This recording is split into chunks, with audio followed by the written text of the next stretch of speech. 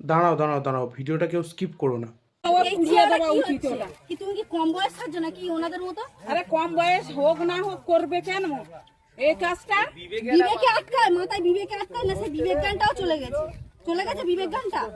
ঘটনাটি ঘটেছে গৌরদহ এলাকায়। একটা বুড়ো ছোদা, মানে বলতে গেলে অন্তত তার প্রচুর বয়স, সে একটা চতুর্থ শ্রেণীর, কীভাবে বলবো আমি, মানে ঘটনার সত্যতা আমি যাচাই করিনি। যদি ঘটনাটি সত্যি হয়ে থাকে, গুছিয়ে কেলাও, মেরে গাঁড় ভেঙে দাও।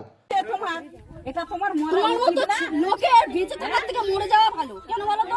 তোমাদের মতো ছেলেদের জন্য আজকে মেয়েদের কোনো রাস্তাঘাটে চলার কোনো অধিকার নেই। সেই বাচ্চা মেয়েটা কোথায়? মেয়েদের কোনো একা বাঁচার কোনো অধিকার নেই। নিয়ে গেছে। কারণ আজ পর্যন্ত আমাদের অভয় এখনো বিচার পায়নি, এর কোনো বিচার নেই। গুছিয়ে কেলাও, কেলিয়ে পুলিশের হাতে তুলে দাও। গুছিয়ে কেলাও, কেলাচ্ছ না কেন? এমন কেলাবে যে দাঁড়াতে পারবে না। গুছিয়ে কেলিয়ে দাও, গুছিয়ে কেলিয়ে দাও। কত বয়স হয়েছে দাদুর? কি বলবো ভাই, আমি এরকম ফেসবুকে এখন নিত্য নতুন এরকম ঘটনা মানে চোখের সামনে আসতেই থাকছে। আমি ভাবলাম যে রিপ্লাই না করে আমি পারছি না। আমি যেহেতু একজন কন্টেন্ট ক্রিয়েটার, আমার একটা রিপ্লাই বানাতেই হবে। গুছিয়ে কেলাও, মানে ভালো মতন গুছিয়ে কেলিয়ে তারপর থানায় তুলে দাও। আর এইসব তোমার চারদিকে যদি কখনো ঘটতে থাকো, তার প্রতিবাদ করো দাঁড়িয়ে ভাই, তার দাঁড়িয়ে প্রতিবাদ। সম্মান করতে হবে। তোমার ইজ্জত তো আছে। তোমার বাচ্চা মেয়ে যদি হতো আজকে তোমার কি অবস্থা হতো?